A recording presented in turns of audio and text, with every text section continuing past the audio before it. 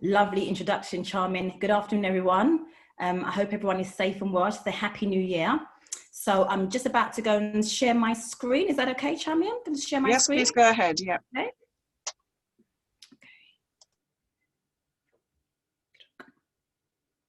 Okay. Can everybody see my screen okay? Yep, fantastic. Okay. So here we go. So as Charmin said, today I'm going to be talking to you all about unleashing your potential. And unleashing your potential is about you believing in yourself. Charmin mentioned quite correctly, it's about looking inside yourself for resources. So today is all about believing in yourself, realizing what you bring to the table of life and looking at your uniqueness and being aware of what you bring to the table, your uniqueness, and then unleashing that into the world. Okay. So, who is Judith Sabah and why am I qualified to talk about that today? So I'm a motivationist and breakthrough coach. I'm a coach and a mentor for women. I'm certified in the foundations of neuro-linguistic programming and breakthrough coaching techniques. I'm a cheerleader for women. So I want to see women win. I want to see women succeed because often as women, we lack the confidence to do what we're really destined to do. And my mission is to help women believe in themselves and take control of their life.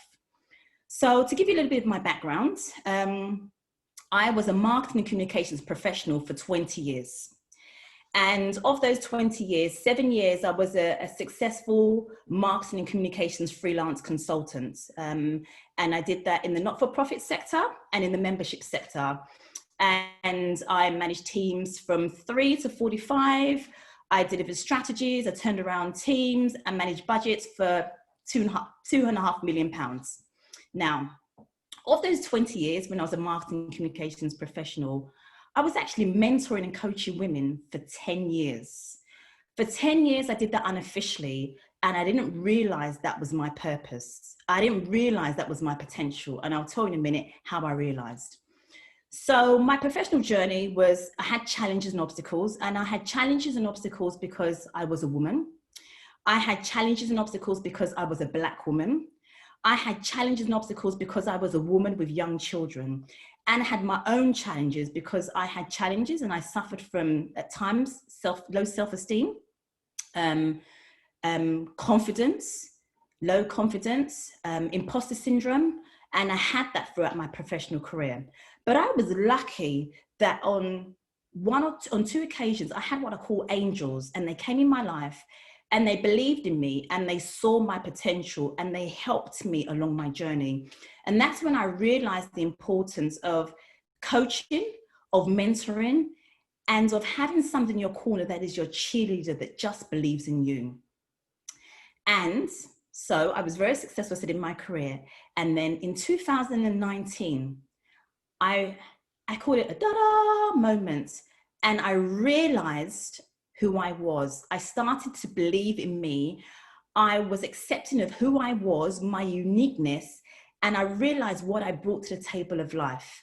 And that's when I realized that actually my purpose was to coach and mentor women. And when I decided that, women just started coming out from the woodwork and they were saying, oh, Judith, you mentored me before, you coached me before, and this is where I am now. As I guess, as they say, your vibe attracts your tribe.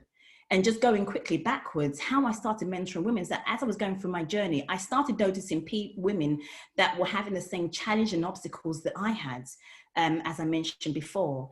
And they would say to me, you know, can you mentor me? Can you coach me? I'd go to different contracts, and even some of the leaders would say, can you coach this person? Can you mentor this person? And I thought nothing of coming in early and helping somebody with an interview technique or to coach them. I thought nothing of speaking to somebody in my lunch hour.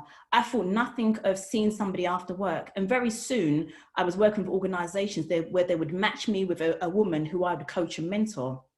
So that's how I got into it. So when I realized my purpose after 10 years and had that ta-da moment, it was when I started believing in me, in my uniqueness. And I wasn't ashamed of who I was, and I was ready to unleash myself into the world. And that's where I ended up here today. So I saw this fantastic quote from Michelle Obama recently, and I think Whether you like or you don't like her, I mean, it's all personal taste. One thing we do know about Michelle Obama is that she's a cheerleader for women. She wants to see women win. And I saw this quote and it said, be focused, be determined, be hopeful, be empowered. I just want to say that again, be focused, be determined, be hopeful, be empowered. And I thought that was a fantastic framework for what we're talking about today, about unleashing your potential. In unleashing your potential, you need to be focused. You'll need to be determined, because whatever road you go on now may be up and down. It may not be smooth. Be hopeful. Be hopeful that there's a new tomorrow, and be empowered. Feel that you're in control. So in my journey, as I coach and mentor women, I'm always talking to women. I want to find out what their challenges are, what their obstacles are. What is it that is really inhibiting them from moving forward, stopping them from believing themselves and taking control of their lives? And so I did a recent survey, and out of that I asked, there's 2 questions or 2 results that jumped out at me. The first, I asked women, do they need help in finding themselves? And 80% of women said yes, they needed help in finding themselves. Why? Because fear of failure. They feared that they would fail, and so they really always needed help in finding themselves. And then I asked women, do you believe in yourself, in your abilities 100%? And 85% of women said they didn't believe in themselves and their abilities 100%. Why? Because, again, self-doubt and fear kicked in. And they said to me, if it wasn't for self-doubt and fear, they'd be much further on in their lives, in their careers, and in their businesses. Interesting, isn't it? So before we start, I want you to all ask yourselves here today. You don't have to say it out, just on your piece of paper, just in your mind. Why are you here today? And what do you hope to get out of today? There's a reason where you've dedicated an hour of your time.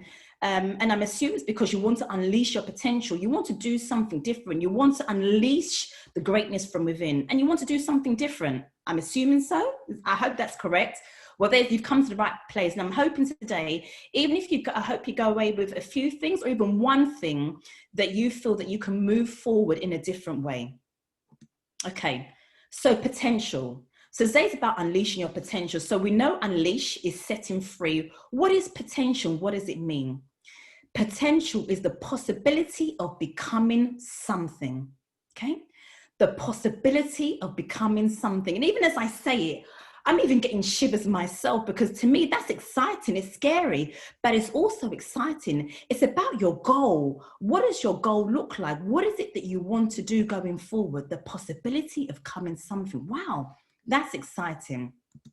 Okay, it's about who and what you are and what you bring to the table of life. Remember, I said it's about your uniqueness, okay? So think about who and what you are and what you bring to the table of life. Because remember, all hands are not the same. All fingers are not the same. And we are all different. And we all, whether you want to believe it or not now, and I'm hoping at the end you all believe it, we all bring something unique and something amazing to the table of life. Okay, so a little exercise. So you can see in front, we have the words unleash and potential. And under each one, I have 5 words. So under leash, I have set free, release, allow to run free, give a free rein to, and let loose. And under potential, I have some words that describe potential. So likely, imaginable, thinkable, would be, conceivable. So what I want you to do is I want you to write down unleash and potential. And then under unleash, I want you to pick one word out of that list of 5 that jumps out at you, okay? Pick one word that jumps out at you. And then I want you to do the same for potential. I want you to pick one word that jumps out of you, yeah? That screams to you. So I'll just give everyone a few seconds to do that. Okay. So I hope you've all done that. So I'm just going to pick randomly one. So I'm going to pick set free and thinkable. Okay. So unleash your potential to me means to set free the thinkable. Wow. Again, how exciting does that feel? Setting free the thinkable, something that I've been thinking about for so long, but it's just been in my mind. I'm going to set free. And I just want you to get that state, get that feeling of how that feels. Whatever, so it doesn't have to be set free and thinkable. Whatever you did, whatever the combinations you wrote, just get that feeling, you know, whether it's set free the thinkable or set free the would-be or let loose the likely. How does that make you feel? It's exciting, isn't it? Scary, but also exciting. It's like something's inside you that's bubbling, isn't it? Fantastic. Okay, moving on. Okay, so even though this is a quote from a client of mine, and it's about how I made her feel, I thought the words were quite pertinent. So she said, Judith honestly makes me feel that the world is my oyster. Nothing is insurmountable and everything's available to me if I really want it. So I just want to break that down and just look at those words. So remember, the world is your oyster. Nothing is insurmountable. So there's no challenge that come your way that you won't be able to overcome. And everything is available to you if you really want it, okay? So as people, we have all the resources to succeed, to have the outcomes that we desire, okay? There are no unresourceful people, just unresourceful states.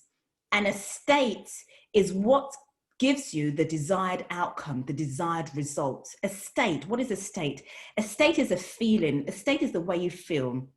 So a natural state could be you feel motivated, you feel happy, or you feel demotivated, or you feel sad.